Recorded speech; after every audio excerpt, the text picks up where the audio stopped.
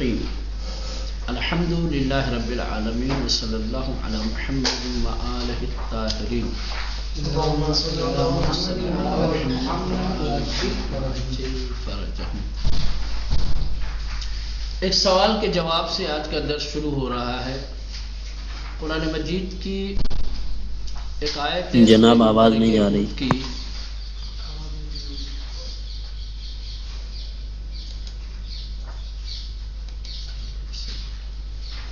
سورہ مبارک ہود کی آیت ہے، وَنَادَى نُوحٌ رَبَّهُ فَقَالَ رَبِّ إِنَّ ابْنِي مِنْ أَهْلِي وَإِنَّ وَعْدَكَ الْحَقُّ، کہ جب حضرت نوح علیہ السلام نے کشتی میں آنے کی دعوت دی اور نوح کا بیٹا یہ کہہ کر کشتی میں آنے سے انکار اس نے کر دیا کہ میں پہاڑ کی چوٹی پہ پناہ لے لوں گا، اور جب وہ غرق ہونے لگا تو حضرت نوح علیہ السلام نے اپنے پروردگار کو آواز دی۔ نوح علیہ السلام نے کہا، پروردگارا یہ میرا بیٹا ہے، یہ میرا اہل ہے، یہ کیوں ڈوب رہا ہے، اسے کیوں ہلاک کر رہا ہے، عذاب کی گرفت میں یہ کیوں آ رہا ہے۔ یہ سوال اگرچہ آیت میں کئی سوال نہیں ہے، یہ ایک سوال ضمنی ہے۔ ضمنی کا مطلب یہ کہ حضرت نوح علیہ السلام نے آواز دی خدا کو کہ یہ میرا بیٹا ہے، ڈوب رہا ہے، یہ نہیں کہا کہ کیوں ڈوب رہا ہے، لیکن ضمناً اس آیت کے ذیل میں یہ سوال پوشیدہ ہے کہ میں نے کافروں کے لیے عذاب طلب کیا تھا، کافر ڈوب گئے، ٹھیک ہے، میرا بیٹا کیوں ڈوبا، میرا بیٹا کیوں ہلاک ہوا۔ گویا حضرت نوح علیہ السلام کا اپنے بیٹے کے سلسلے میں ہلاکت کو لے کر کے سوال ہے کہ میرا اہل کیوں، میرا بیٹا کیوں، ٹھیک، یہ سوال ہے۔ اس سوال کے کئی جوابات دیے گئے ہیں۔ اولاً یہ کہ اگر اس کو سوال بھی مان لیا جائے تو سوال ہے، اعتراض نہیں ہے۔ سوال کرنا کوئی گناہ کی بات نہیں ہے۔ انسان جب کسی چیز کے فلسفے سے، کسی چیز کی علت سے آگاہ نہیں ہوتا ہے، باخبر نہیں ہوتا ہے، تو پوچھتا ہے وہ ایسا کیوں ہے، ٹھیک ہے۔ اعتراض کرنا بیجا ہے، اعتراض کرنا غلط ہے، سوال کرنا غلط نہیں ہے۔ تو حضرت نوح علیہ السلام نے اگر سوال بھی کیا ہے تو ان کا سوال بجا ہے، چونکہ علت نہیں جانتے تھے، وجہ نہیں جانتے تھے، اس لیے خدا سے دریافت کیا، سوال کیا، پروردگارا کیوں، کیا وجہ ہے کہ میرا بیٹا ڈوب گیا، ٹھیک۔ اور کہا، فرمایا وَأَنْتَ أَحْكَمُ الْحَاكِمِينَ، تو حکم صرف تیرا چلتا ہے، سمجھ رہے ہیں۔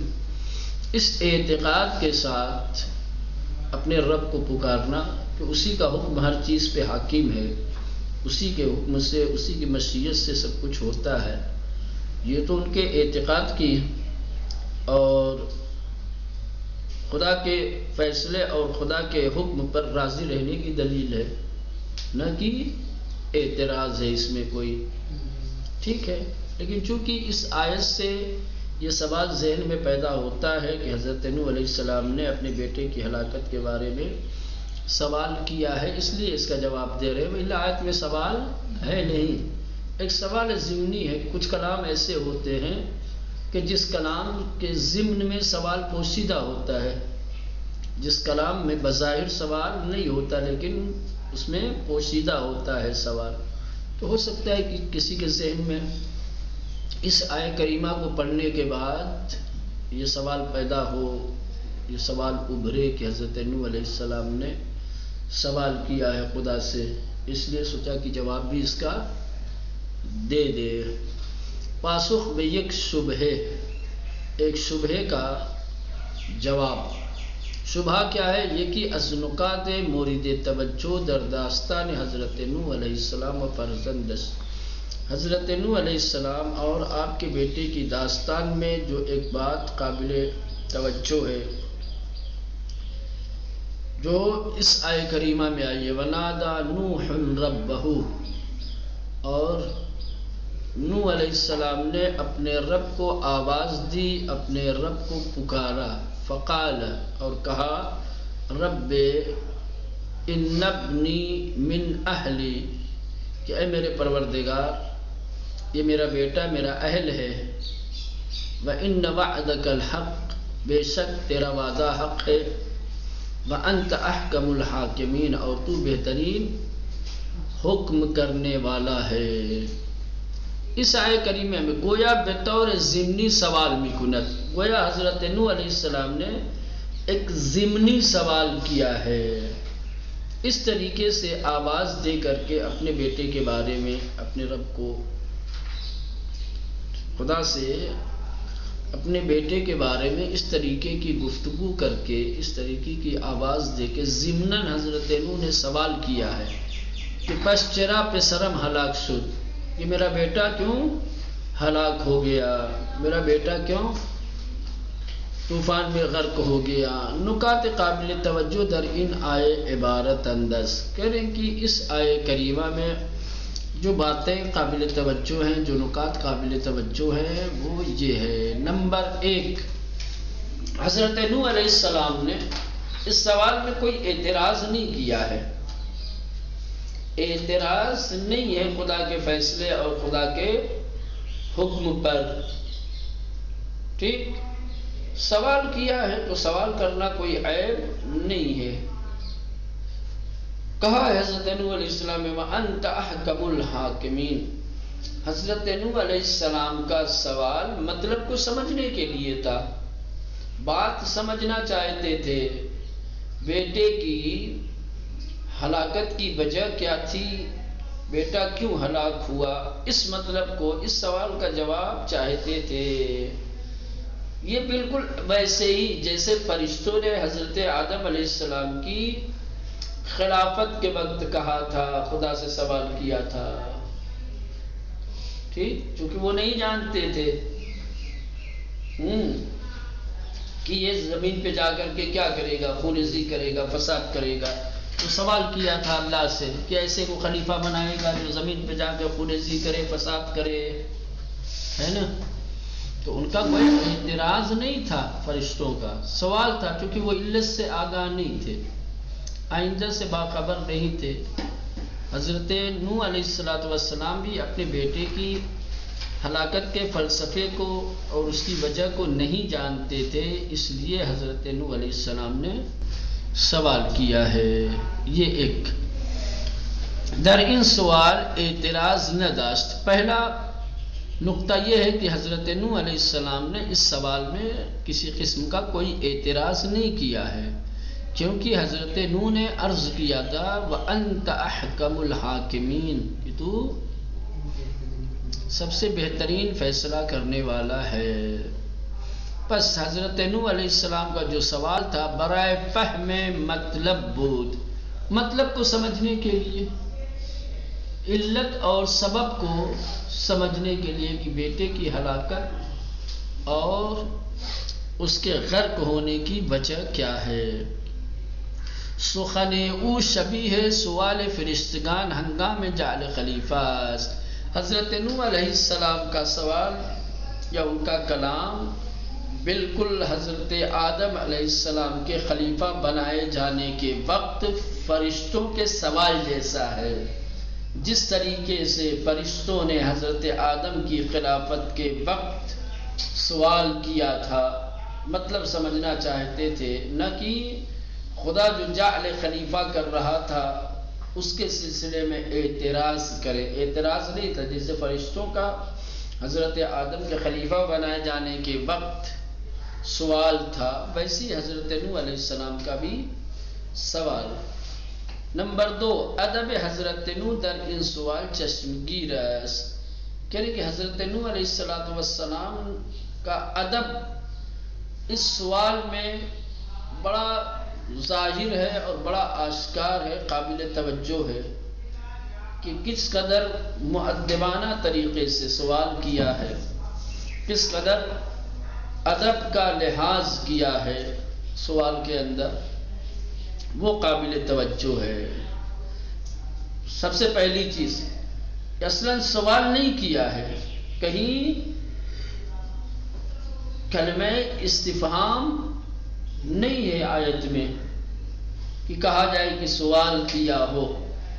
ٹھیک ہے، یہ ایک ادب کا تقاضا ہے، اور ادب کا ایک طریقہ یہ ہے کہ سوال کو آشکار طریقے سے، واضح طریقے سے نہ کیا جائے، بلکہ ضمناً کیا جائے، خصوصاً خدا کے حضور میں، خدا کی بارگاہ میں. ٹھیک. تو حضرت نوح علیہ السلام نے جو سوال کیا ہے، اس سوال میں جو ادب ہے ان کا، وہ ادب قابل ملاحظہ ہے، قابل توجہ ہے، کیونکہ سوال مطرح نہیں کیا، سوال نہیں کیا ہے، بلکہ اس طریقے سے آپ نے اپنی بات رکھی ہے گویا ایک درخواست کر رہے ہیں آپ توضیح کی.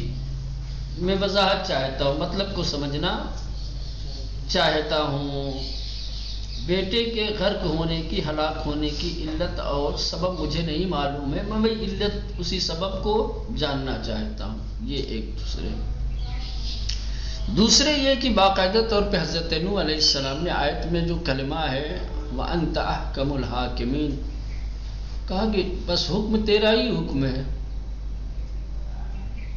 حکم تیرا ہی چلتا ہے، جو تو حکم کرتا ہے وہی ہوتا ہے، میں تجھے بہترین حاکم مانتا ہوں.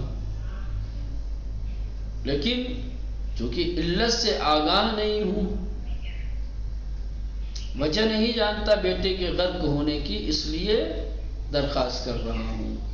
دیکھیں ادب حضرت نوح علیہ السلام در ان سوال چشمگیر است.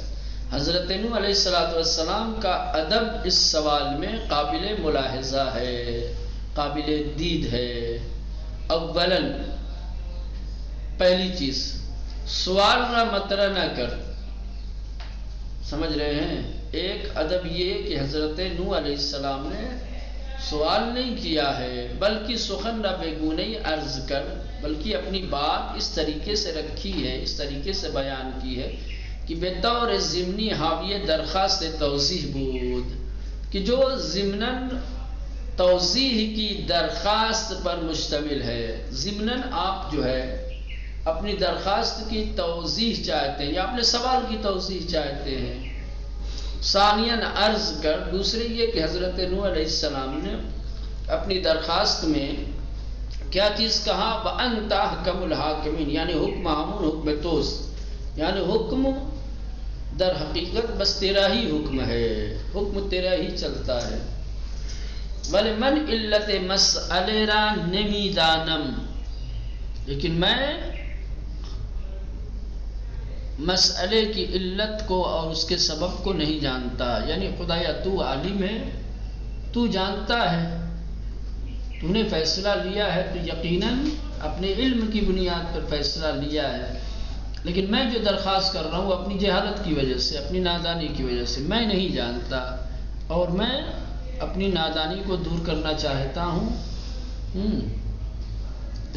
یہ دوسرا نقطہ تھا. تیسرے، بعض لوگوں کی غلط فکر کے خلاف حضرت نوح علیہ السلام کسی خطا یا کسی ترک اولا کا ارتکاب نہیں کیا ہے. آپ نے سمجھ رہے ہیں؟ آپ نے کسی طریقے کی خطا کا نہیں ارتکاب کیا ہے، اور نہیں آپ سے کوئی ترک اولا سرزد ہوا ہے. بات اس طریقے سے کی ہے کہ ہو سکتا ہے کہ بعد میں یہ سوال پیدا ہو، نہ یہ کہ سوال کیا ہو. آیت میں کئی سوال نہیں ہے، سمجھ رہے ہیں، لیکن ہو سکتا ہے کہ بعد میں سوال پیدا ہو، اس لیے اس طریقے سے بات رکھی ہے. ان حضرت نوح علیہ السلام برخلاف پندار برخی، بعض لوگوں کے وہم و خیال کے خلاف مرتکب خطا یا ترک اولا نہ شد. حضرت نوح علیہ السلام خطا یا ترک اولا کے مرتکب نہیں ہوئے ہیں. زیرا کیونکہ السخن او چنین برمی آید، حضرت نوح علیہ السلام کی باتوں سے، آپ کی درخواست سے یہ نتیجہ نکلتا ہے کہ ممکن اسبادن چنان سوالی را مطرح کنات، ممکن ہے کہ بعد میں اس طریقے کا سوال کریں کہ کیوں میرا بیٹا ہلاک ہوا، حالانکہ آیت میں یہ بھی نہیں ہے کہ میرا بیٹا کیوں ہلاک ہوا، کیوں کا نہیں ہے، میرا بیٹا میرا اہل ہے، میرا خون ہے، بس اتنا کہا ہے، کیوں ہلاک ہو رہا ہے یہ نہیں کہا ہے۔ لیکن ہلاکت کے بعد ہو سکتا ہے کہ حضرت نوح علیہ السلام سوال کرتے پوچھتے کہ خدایا میرا بیٹا میرا خون کیوں ڈوب گیا، سمجھ رہے؟ لہذا دقت در ظاہر کلام حضرت نوح علیہ السلام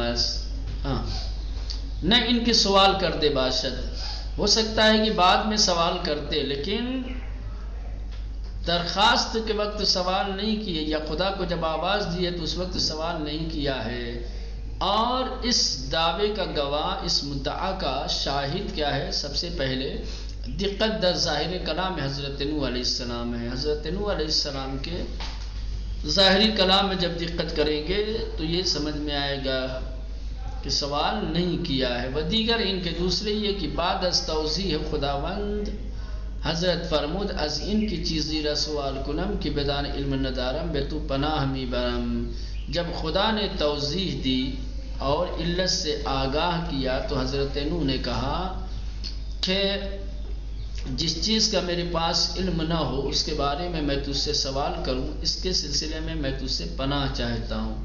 از ان کی چیزی را سوال کنم کہ بدان علم نہ دارم، ایسی چیز کے بارے میں تجھ سے درخواست کروں، تجھ سے سوال کروں کہ جس کا علم میرے پاس نہ ہو، بے تو پناہ می برم، میں تجھ سے پناہ چاہتا ہوں۔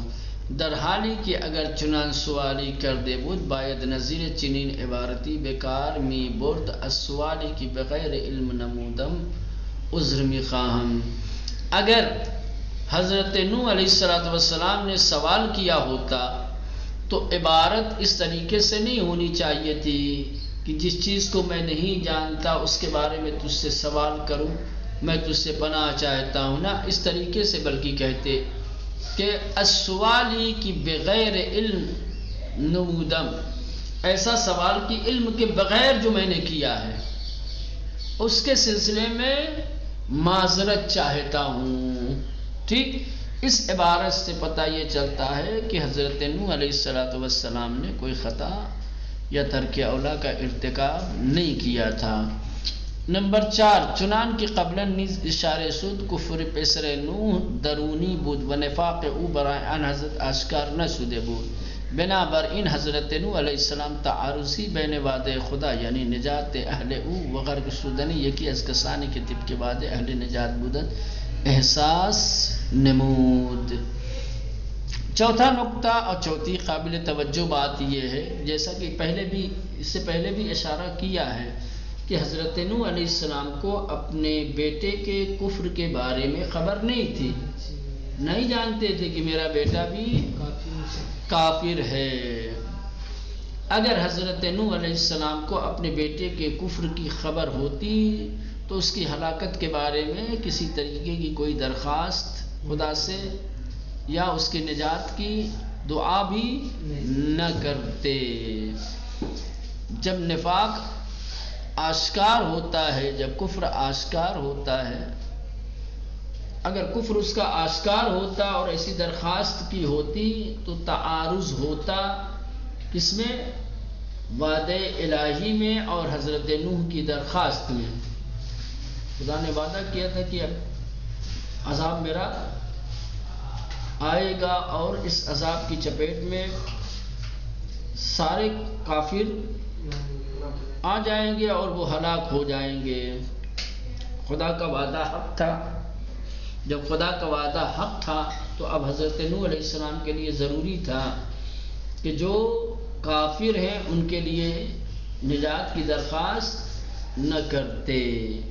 اگر کسی کافر کے لیے نجات کی درخواست کرتے تو یہ وعدہ الہی کے خلاف ہوتا، تب کہا جاتا کہ خطا کی ہے، ترک اولا کیا۔ جب پتہ تھا کہ خدا کا وعدہ ہے کہ تمام کافروں کو یہ طوفان ہلاک کرے گا تو پھر ایک کافر کی نجات کے لیے دعا کیوں کر رہے تھے؟ لیکن ایسا نہیں ہے۔ حضرت نوح کے بیٹے کا کفر جو ہے وہ پوشیدہ تھا، چھپا ہوا تھا، اس کا نفاق ظاہر نہیں ہوا تھا، لہٰذا حضرت نوح علیہ السلام نے اگر اپنے بیٹے کے بارے میں خدا سے پوچھا بھی ہے تو یہ وعدے الہی کے خلاف نہیں ہے، یہ تعارض نہیں رکھتا وعدے پروردگار کے ساتھ، ٹھیک۔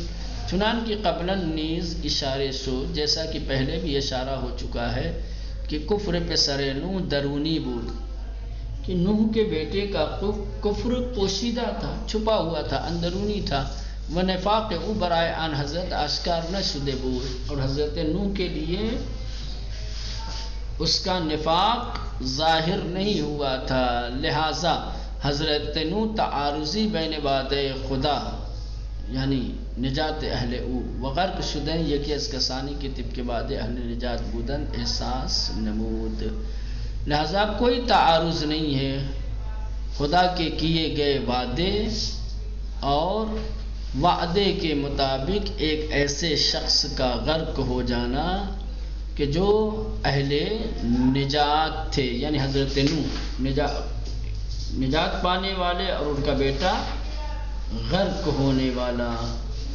ٹھیک ہے، لہذا کوئی کسی قسم کا تعارض نہیں ہے۔ یہ پہلے بھی پڑھ چکے تھے کیا؟ نہیں۔